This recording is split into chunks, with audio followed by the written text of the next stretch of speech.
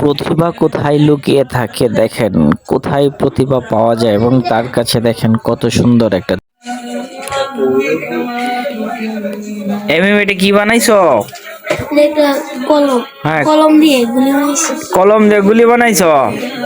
এটা কি কলম? এটা শীষ কলম দিয়ে তুমি এটা কিভাবে দেখছো? কোথায় এভাবে বানাইতে? না তুমি নিজেই তৈরি করছো?